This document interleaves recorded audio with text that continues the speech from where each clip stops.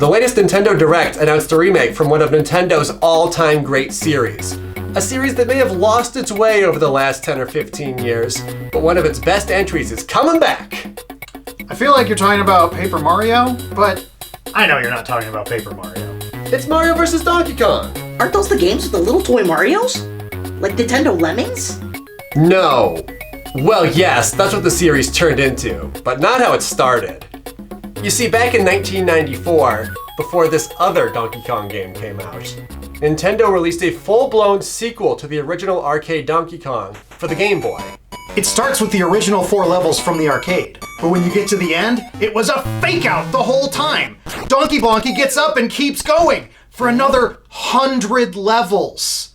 And they're not like Mario levels either. This is like a sequel from an alternate reality where Mario never spun off into his own games.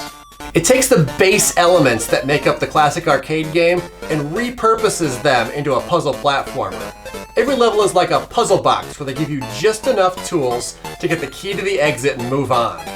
You really have to understand how everything works if you want to solve this game. I guess Nintendo, the kings of silly whimsy, have dubbed this observation and action. Every few levels, you catch up to Donkey Kong and have a showdown before he runs away again.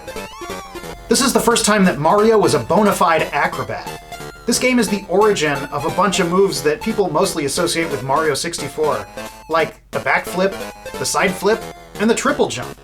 They even included the vine climbing mechanics from Donkey Kong Jr. Donkey Kong 94 is also the origin of Modern Pauline, the same Modern Pauline that stole our hearts in Mario Odyssey, and was just announced as a DLC racer in Mario Kart 8. If you play it on Super Game Boy, you can even hear her speak for the first time.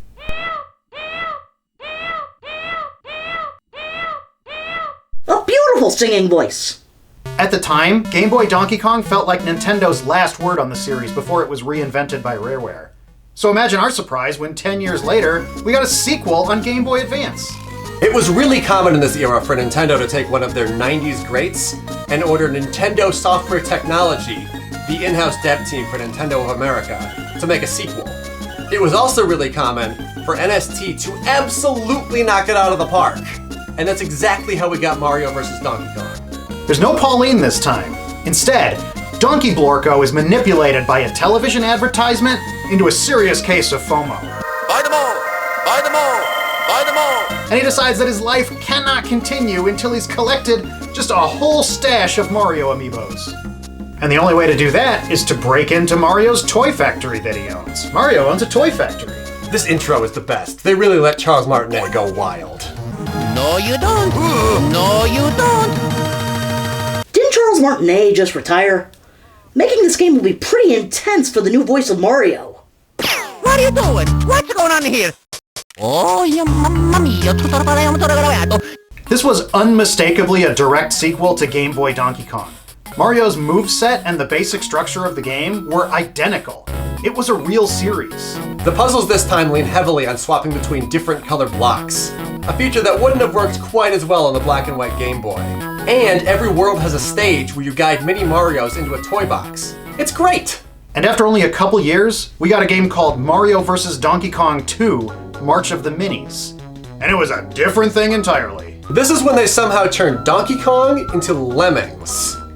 It's like they made a sequel to just the new parts of Mario vs. Donkey Kong, while carefully removing all the parts that came from Game Boy Donkey Kong. After making that seemingly small adjustment that ended up dramatically changing the game, they kept making sequels to that for another 10 years. We got sticker starred!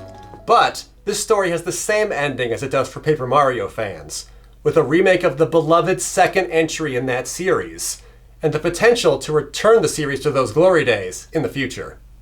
Well, that was sure fun. I had a great time. Boy, these credits are all Charles Martinet all the time. Oh, the engineering. Mamma mia. And thanks to all the artists, the music people, everybody. Relax, Charles. It's gonna be okay. Ah, that Charles Martinet. Nice Italian boy. Yeah, they're really throwing that new guy to the wolves.